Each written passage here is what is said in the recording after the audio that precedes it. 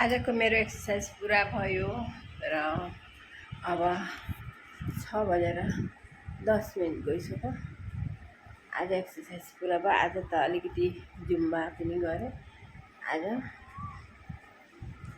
आज अलिकति Zumba dance पनि गरेँ, किनभने एरोबिक्स जुम्बा डान्सले शरीरको मासु चाहिँ टाइट गराउँछ र मलाई डक्टरले भनेको पनि थियो।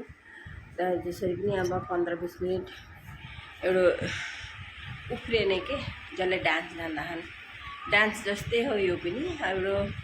अब यो चाहिँ एउटा एक्सर्साइजको क्रममा छ, एक्सर्साइज पनि हुन्छ डान्स पनि हुन्छ। त्यही भएर चाहिँ मैले आज एकैछिन 15 मिनट त्यही जुम्बा डान्स पनि गरेँ र अरू एक्सर्साइज पनि भयो, योगा पनि भयो। अलिक कम भयो योगा र म अब बेलुकी पनि गर्छु एकैछिन भनेर आज चाहिँ अलिकति कम गरेँ। अहिले चाहिँ योगा बिहान बेलुकी गर्नु भने त अझै राम्रो होइन साथी, र सबैले गर्नु होला। अलिकति हाम्रो शरीरलाई केही छैन, केही दुःख छैन। बिहानै उठेर चाहिँ बिहान उठ्न पनि केही दोष छैन। पहिले फास्ट अब अलिकति तकलिफ हुन्छ, पछि आफ्नो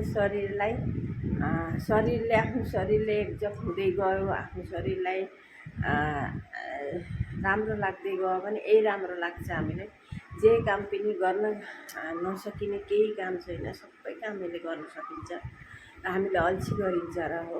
नत्र हामीले नगर्ने कामहरू, मानिसको जीवनले नगर्ने कामहरू केही छैन र यही भन्न चाहन्छु सबैले उठेर गर्ने हो। एकैछिन भए पनि जे पनि अब जे जानिन्छ होइन, जे जानिन्छ अलिअलि गरे पर आफ्नो शरीर खुन चलाचल हुन्छ राम्रो र हामीलाई ग्यासको समस्या हुँदैन, पेट दुख्ने, टाउको दुख्ने एकदमै हुँदैन। मेरो त साथी हो, म एउटा कुरो भन्छु आज, यतापट्टिको यो साइड के एकतिर दुख्थ्यो, पिनास जस्तो के एकदम।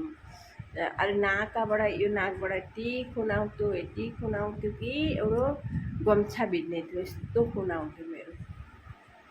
किनभने यो टाउको दुख्ने पनि यति नराम्रो नि, माइग्रेन पेन भन्छन् यसलाई। यो पेन चाहिँ यो टाउकाले हाम्रो शरीर सबै धान्ने होइन। टाउकै राम्रो लागेन भने कस्तो हुन्छ भन्नु त।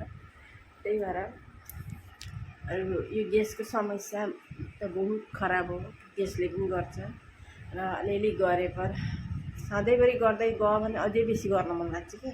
आज अलिकति कम्ती भयो, अल्छी लाग्यो, अलिकति कम, भोलि पछि गर्दा 1-2 महिना गरेपछि अझै राम्रो लाग्न थाल्छ जब शरीर, तब अझै गर्न मन लाग्छ र गर्ने हो सबैले।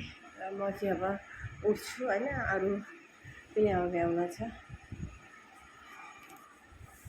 आफ्नो शरीरलाई अब 1-1.5 घन्टा दिन्छु अब सधैँ होइन। यहाँभन्दा अब कति दिने हो, अब उमेर पनि हुँदै आयो होइन साथी,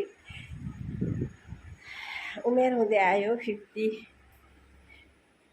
भयो, 55मा पनि यतिको अब गर्न सकेकी छु। यही मैले आफैलाई धन्य मान्छु र दिनभरि एक्टिभ हुन पाइछु।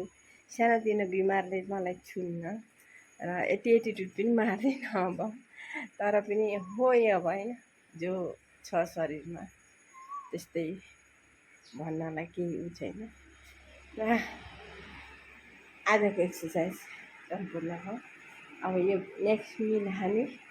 नेक्स्ट भिडियोमा